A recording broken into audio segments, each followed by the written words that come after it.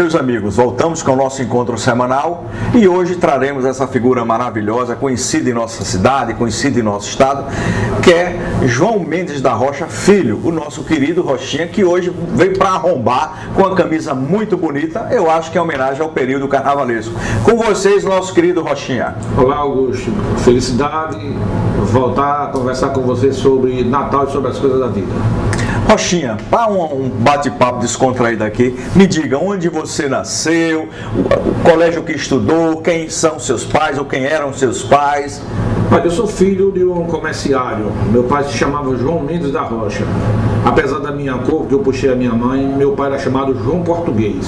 A minha mãe era professora e depois funcionária da Rede Ferroviária do Nordeste, chamava-se Iracema Paiva da Rocha. Só lhe interrompendo, João Português era português? Não, ele não era português, porque ele era muito claro e contava uma história que um dia ele botava uma pedra dentro de uma caixa de sapato e ele chutou a caixa de sapato. Mas termina aí. Quer dizer que aí é a origem do João Português. Mas Rochinha, e a escola, a infância? Olha, a escola eu estudei no primário com a dona Beatriz Cortez. Era uma professora conhecida.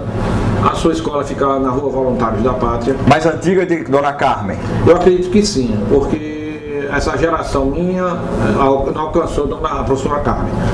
Aí, em seguida eu fui para o Colégio Marista, cursei até o segundo ano ginasial e seguidamente fui para o Ateneu. Ateneu eu fiz até a 4ª série, precisei trabalhar, né? Meu pai faleceu em 1955, eu era muito menino ainda e precisei trabalhar. Aí, a Natal dessa época, Rochinha, interrompendo, em 55, como era? Era uma vida provinciana?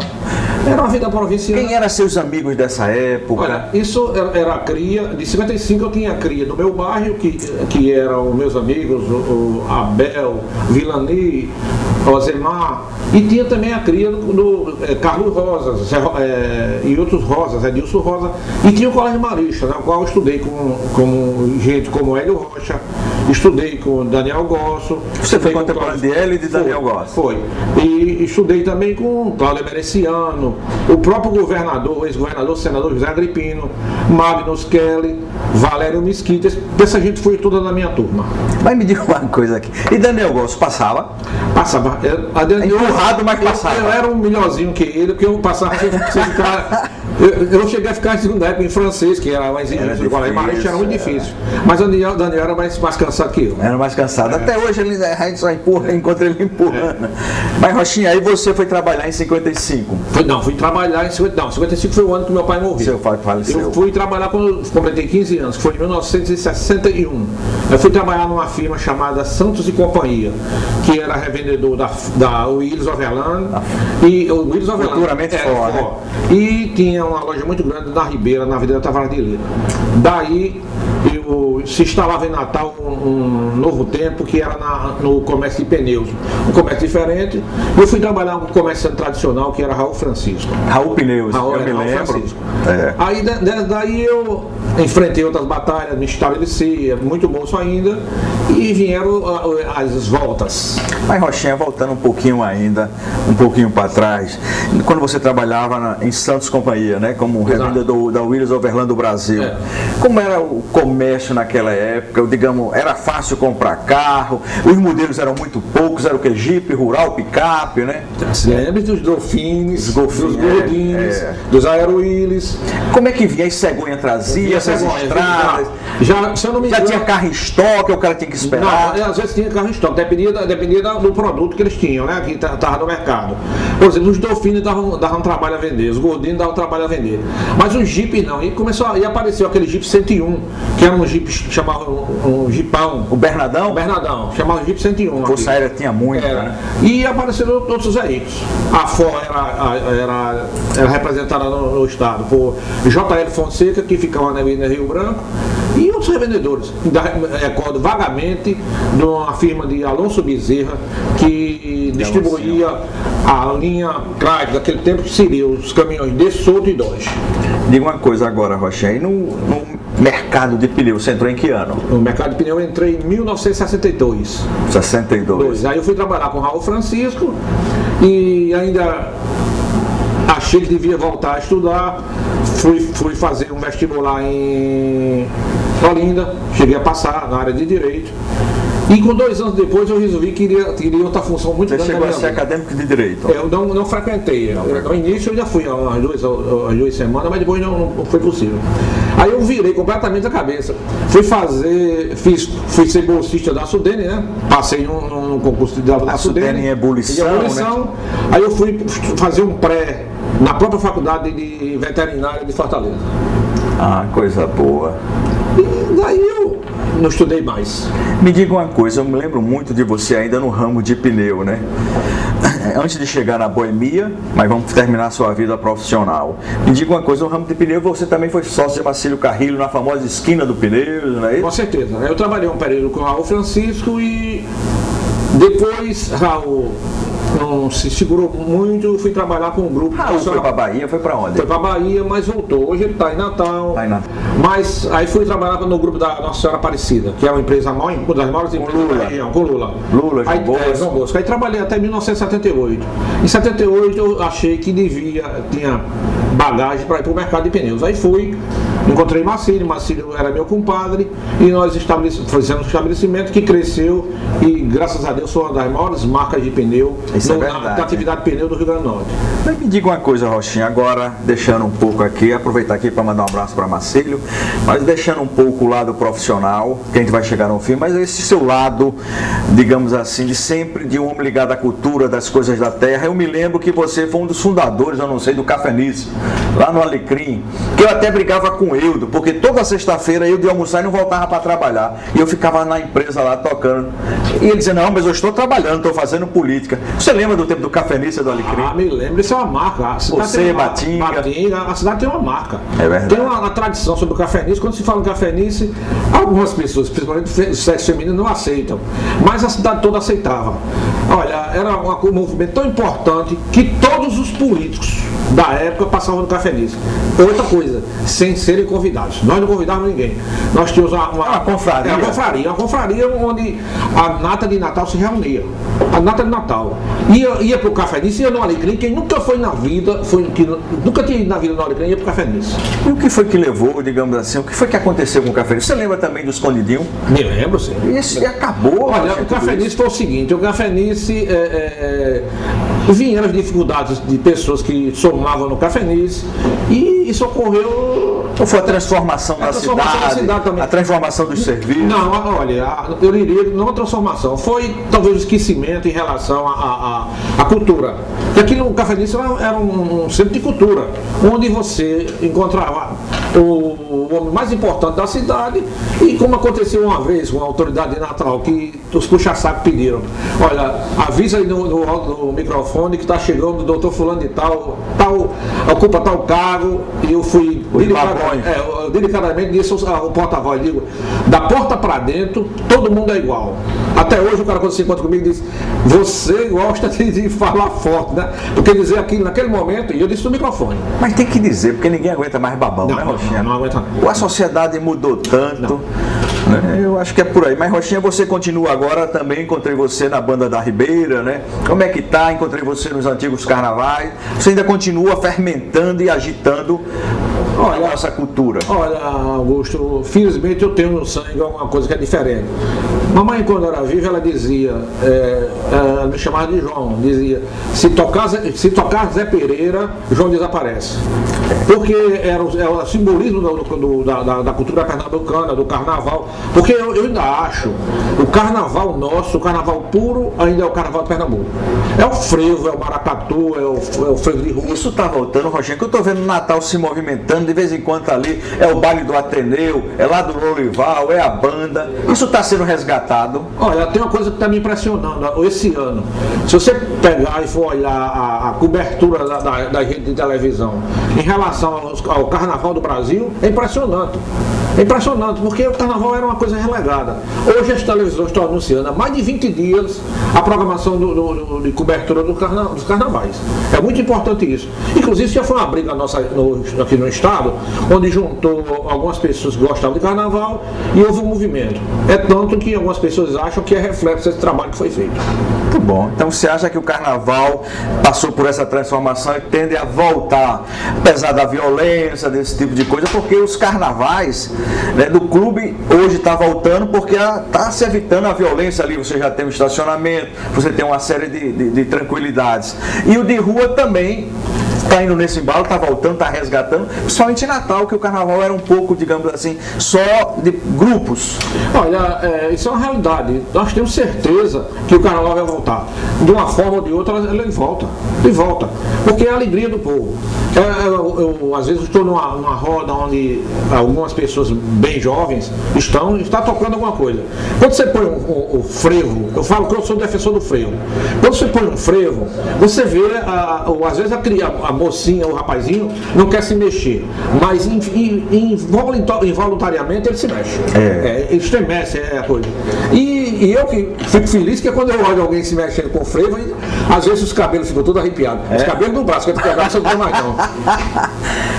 Ô Rochinha, eu só tenho a agradecer a sua presença. Nós temos ainda acho que uns 2 minutos de programa e dizer que sua camisa é muito bonita. Você comprou essa camisa onde, Rochinha? Rapaz, isso é presente. É presente. Olha, a gente falou tanto de carnaval, aí olha, veio uma das partes de um frevo que diz: é uma dança que vai e que vem, que mexe com a gente, é frevo meu bem. E diz assim: Pernambuco tem uma dança que nenhuma terra tem. Quando a gente entrar na dança não se lembra de ninguém. Mas aqui fora também tem uma homenagem aqui de uma compositora pernambucana, a dedicatória, daí você leia para os seus telespectadores. Para espantar as tristezas, ofereço essa frevança de minha querida e cunhada do amigo Rochinha. Essa moça, essa jovem, é compositora. Anja das Graças. É uma das músicas que estão nesse CD.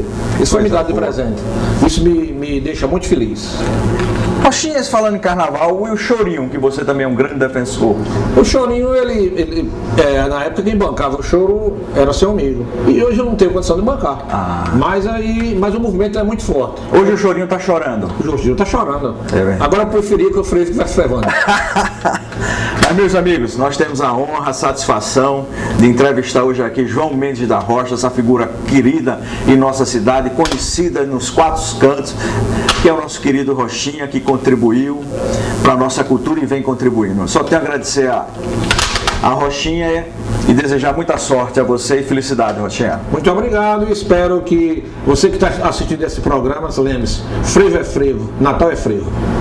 Como disse Rochinha, Natal é frevo, é araruna, é alegria. E nós somos privilegiados em viver numa cidade como Natal, num estado como o Rio Grande do Norte. Então a você, meu amigo telespectador, aguarde o nosso próximo bloco, vai ser uma entrevista também muito interessante.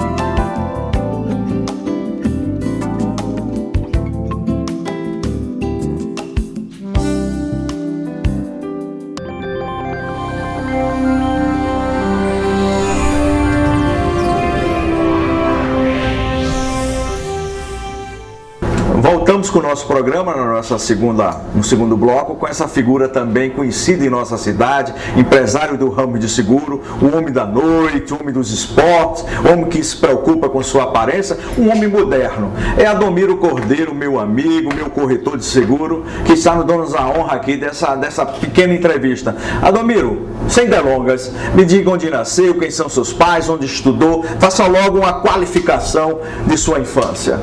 Eu nasci em Natal, no bairro do Alecrim, no dia 24 de setembro de 1955. Meu pai é seu Adomiro Cordeiro, Cordeiro Filho, Dona Eni. E estudei. Estudou aonde, Adomiro? Eu estudei, parte da minha infância foi no Rio de Janeiro, morava em Nilópolis. Rapaz, você é bacana mesmo, né? Eu estudei, fiz o primário lá. E quando eu cheguei para cá, quando eu voltei em 69, eu fui estudar no Jerônimo Nogueira. Em 70? 69. 69. Jerônimo Nogueira, que era um colégio que até hoje existe ali na Jaguarari. Eu fiz a admissão ao ginásio lá, depois fiz concurso para a escola técnica e passei, e fiz meu ginásio técnico na escola técnica. Você é da nossa antiga escola técnica, né? É de Ferro, Centro Soldado. Escola técnica. Aí fez o que na escola técnica? Que curso? Na escola técnica eu fiz o ginásio, diga por sinal, era um ginásio perfeito. E o curso técnico, qual foi? Edificações. Edificações.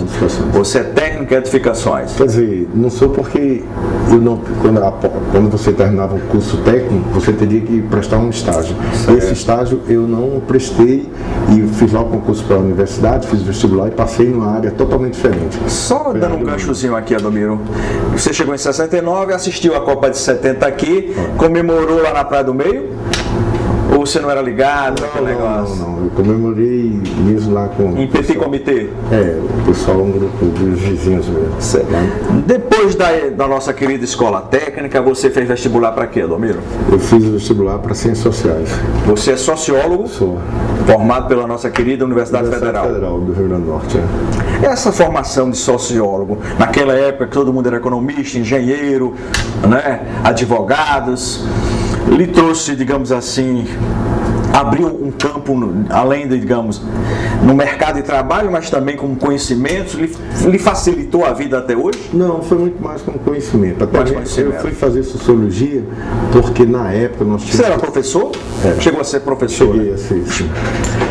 Eu fui fazer sociologia que na época era um período que eu lia bastante, também influência de alguns amigos meus, eu era muito frequentador de livraria, amigos meus como Tony Capistrano, Luiz Damasceno, e naquele período, quem não fosse comunista era burro, né? Adolescente. Não, a muganga era ser comunista para tirar onda intelectual, né? Com aquela visão, com aquele cabelo. Isso é verdade. Toda aquela até a vestuária tem que ser intelectual, né? Exatamente. Aí, durante esse período... Era muita muganga, viu, senhor telespectador?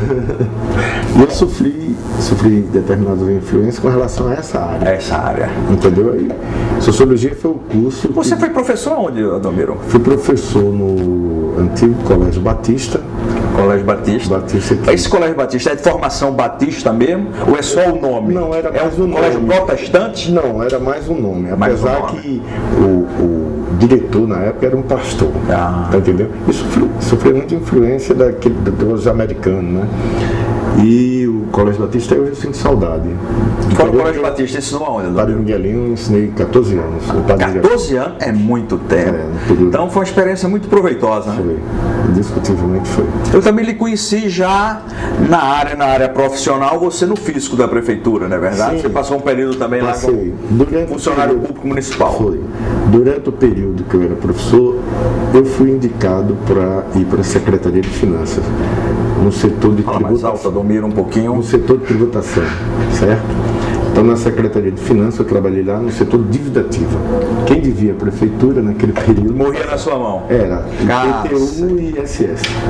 Me diga uma coisa, Adomiro, pulando agora já para um segundo bloco, eu também sei de suas aventuras no lado político. Você foi uma espécie de grande assessor de alguns políticos do nosso estado. Você assessorou Nelson Freire, assessorou Leôncio Queiroz. Como é que foi essa experiência aí, você como o guru desse povo? Foi o seguinte... Era guru ou carregador de bandeira? Não. Eu era amigo, assessor. Em 82, Antônio Florencio, que era deputado federal, era tio de Leôncio Queiroz. E um dia, no casarão, no antigo casarão, eu, Leôncio Queiroz e Marco Araújo... Casarão era aqui na Afonso Pena? Na Campos Salles. Campos Salles. Nós conversando lá, batendo papo, e como Leôncio era sobrinho de Antônio Florencio, que na época era deputado federal, por que você não sai vereador? E nós lançamos Leôncio vereador. E a partir daí nós fizemos... quer dizer, foi um comitê que fez um vereador? Foi? Nós três. Nesse dia estava eu, Marco Araújo e Leôncio Queiroz. Marco Araújo, da CAP, né? Da CAP, da antiga consultora Araújo Pereira. E daí saiu a ideia de Leôncio sair candidato a vereador e nós fizemos um trabalho incrível. Eu me lembro que eu dando aula e colocava o nome. Que é isso? Nessa época eu podia. Eu colocava o nome Leôncio Queiroz e o número e dando aula para os alunos. E era 24 horas no ar. Crime eleitoral explícito? Era. Mas na época se podia fazer. A gente fazia, todo mundo fazia, inclusive fazia. pegava aquele santinho e só faltava entrar com o santinho dentro da urna. Graças a Deus o nosso Tribunal Regional Eleitoral tem coibido esse tipo de ação. Então, Leôncio saiu candidato a vereador e venceu. Não foi 3 vezes vereador ou 4? 3 ou 4 vezes. E venceu. Então o pessoal ficou, pô, como é que esse rapaz, primeira vez, no meio de tanto... Você é muito conhecido. Só tinha o pessoal... 14 anos ensinando no Padre Miguel. Pessoal, como se diz, aquele pessoal já bastante tarimbado politicamente, Antônio Cortez e me lembro Mascaú, era outros vereadores antigos, o pai de Américo Godeiro, pai de Américo Adilson Godeiro. Antônio Godeiro, quer dizer, tinha os vereadores tudo antigos. De repente sai um rapaz novo, apenas por ser sobrinho de Antônio Florencio. Mas Leôncio tinha ligação política absolutamente nenhuma. E o pessoal ficou questionando, pô, como foi que ele ganhou? Por trás de Leôncio Queiroz existiu Adomiro Cordeiro, Modesto e Marco Araújo, e o trabalho da família de Leôncio também. Que parabéns, Adomiro, que coisa boa. Vamos falar aqui, eu estava no Luau na casa de Pedro Cavalcante, estava lá uma turma boa, lá na Praia de Búzios, estava lá Zé Rosendo, João Xavier, Eduardo Patrício, né? Uma turma boa e todo mundo falando muito bem de você, da sua ação como empresário no sistema de seguros. Isso é muito bom, né? E tinha pessoas ali que você não fazia os seguros dele, mas sempre lhe elogiando. E esse ramo de seguro, Adomiro, como é um ramo? É muito competitivo, é um salve-se quem puder. O que é que prevalece? É a assistência que você chega na hora de dificuldade? Fale um pouco sobre isso. Bom, seguro hoje é necessário, né? Apesar que o seguro não está muito inserido na nossa cultura, entendeu? Existem pessoas ainda que não fazem seguro, corre o risco, até porque não acredita, quer dizer, isso é uma coisa, esse não acreditar é uma coisa extremamente obsoleta. E com relação à minha atuação no mercado, eu sou um corretor de seguro, eu tenho uma empresa de seguro, uma corretora de seguro, e presto um serviço adequadamente, procuro prestar de uma forma... eu sou testemunho. Nós temos hoje na nossa corretora, se você bater num carro, uma perda total, um roubo, você não sai, só faz o BO e o restante nós fazemos. Você não tem absolutamente trabalho. Porque o serviço hoje é o diferencial, não é verdade? Corretora você tem um bocado na cidade, mas a execução do serviço é que faz o diferencial. Isso você faz com perfeição. Fazemos, e uma das coisas que eu procuro sempre esclarecer para a minha clientela é o que é o seguro, que é uma franquia, que todo mundo fica em dúvida. Por que eu faço o seguro e tenho que, na hora que bato, tenho que desembolsar? Existe aquela participação do segurado. Eu acho que você tem que pegar o contrato de seguro, analisar, mostrar quais são as coberturas, né? Eu procuro ser muito didático. Quando eu vou fechar um seguro com os meus clientes, eu procuro ser muito didático. Eu procuro mostrar para ele que seguro é reposição de bem. Você está fazendo seguro, é um contrato bilateral e com reposição de bem. Está entendendo? Você, no caso da perda daquele bem, você repor. Você tem um caso fortuito. Mas você, né, hoje é um empresário vitorioso nessa área, porque realmente uma cidade como Natal, que, né, só para nós dois aqui, onde todo mundo conhece todo mundo sabe o que todo mundo faz, não é verdade? Quando você faz uma ação dessa, no instante se prolifera. Como eu estava no Luau e se conversava sobre isso. Mas, Adomiro, voltamos agora. Estou vendo que você é um caba todo encaixado, já nasceu em 55, mas todo inteiro, dá de cabo a rabo em mim, um cara preocupado com a aparência de um homem moderno. Inclusive, disse Antônio Carlos Barbosa que você fez uma reforma, né, deu uma olhada no rosto aí, deu uma mexida, né, e ficou muito bem. O que é que você acha aí do homem moderno de hoje? Como é que ele se posiciona? É isso que tem que ser ou tem que ser aquele homem machão do passado? Não, Augusto, eu acho o seguinte, que hoje a gente se preocupa muito até para você alimentar seu ego, para você estar com o ego lá por cima, é muito necessário você cuidar. A sua apresentação. A aparência. A sua aparência. Eu me sinto a sua aparência externa, ela influencia internamente, Adomiro? Lhe dá esse gás? Existe um processo de interação entre os dois. As pessoas, quando estão com baixa estima, ela geralmente a tendência é ficar relaxada, não liga para se cuidar fisicamente. Eu acho que você ter amor próprio, você ser um pouquinho vaidoso. Existe uma diferença entre você ser vaidoso e ser arrogante, ser prepotente, tá entendendo? Ser humilde. Vaidade é uma coisa, humildade é outra. Vaidade é algo muito material, muito substancial. E humildade é uma coisa interior. Então você é um homem moderno. Falando em modernidade, aqui só para nós dois também, eu fiz 2 implantes, né? E isso que você está dizendo é uma verdade. A autoestima vai lá em cima. Vai. Tá, Isso, por sinal, seu implante ficou muito bom. Ficou bom, não? Foi com aquele cara que fez agora o de Zé Disseu, né? Aquele Fernando Bastos aqui, também um grande médico, né? Ele deu uma geral. Agora eu não tive a coragem ainda de fazer a reforma da frente. Não, só fiz pálpebra, né? Só isso. O restante é porque eu me cuido mesmo. E como é que tá o polo? Que também você é um desportista, nadador, né? Eu nado... Todo dia tá malhando, essa preocupação de ter a saúde. Cotidianamente eu nado. E com relação ao jogo de polo aquático, nós deixamos de jogar polo porque não tinha pessoal para jogar. Não tinha da minha faixa etária. Existe o pessoal que joga polo, mas a turma jovem, você não aguenta. O polo são 4 tempos de 7 minutos, você não aguenta. Mas já com o pessoal de uma certa faixa não existe. Mas com 5 então é jogo bruto, é puxado. Mas joguei muito. Mas Adomiro, e a noite natalense, para concluir aqui nossa entrevista? Você é homem da noite, circula sempre por aí. Como é que está a noite natalense com essa internacionalização da cidade?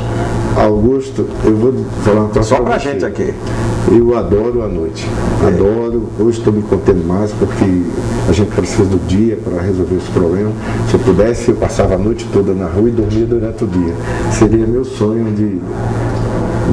de consumo. Mas a noite natalense, quer dizer, Natal hoje... Como é que está ela? Natal essa internacionalização... Natal hoje, se você chegar em determinados lugares, você não conhece mais ninguém. Por exemplo, aquela parte de Ponta Negra, você não conhece absolutamente ninguém. Aqui... Ainda Petrópolis, Tirol... ainda está o natalense... Ainda é muito conservador, ainda mantém, como se diz, a tribuzinha dele fechada. Saiu daí, chegou em Ponta Negra, é um público muito difícil. Aí eu pergunto, se é bom ou é ruim? Ou é bom e é ruim ao mesmo tempo? Bom, isso aí é muito relativo. Na minha opinião, isso tem um lado muito relativo. Porque tudo na realidade tem um prós e os contras, de valor nesse sentido, não, sentido não. Você ainda tem saudade da Royal Salute, né, Domingos? Tenho.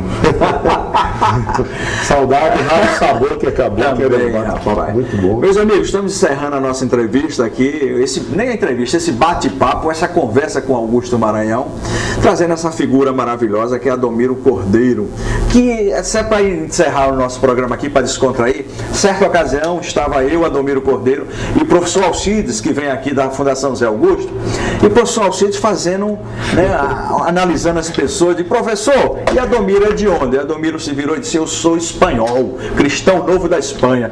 Aí o professor olhou para Adomiro e disse, não, você é indo Tapuia do Açu. Adomiro, você pegou um brabo. O professor Alcides, para quebrar o galho de Adomiro, disse, não, mas os índios de Tapuia do Açu eram homens arrões, valentes, né? Aí Adomiro, por aí realmente é a minha característica, tu lembra, né? Clube, não foi? Mas Adomiro, eu só tenho a agradecer a sua presença, foi muito bom esse bate-papo aqui, essa conversa com Augusto Maranhão, e dizer a você, amigo telespectador, agradecer a Band que está ampliando o nosso horário, que o convido novamente para a próxima semana estarmos aqui nesse encontro, conversando com Augusto Maranhão, trazendo figuras do quilate de Adomiro, de Rochinha e de tantos outros que aqui tiveram para o cotidiano de nossa cidade, enriquecendo com essa conversa. Muito obrigado e até lá.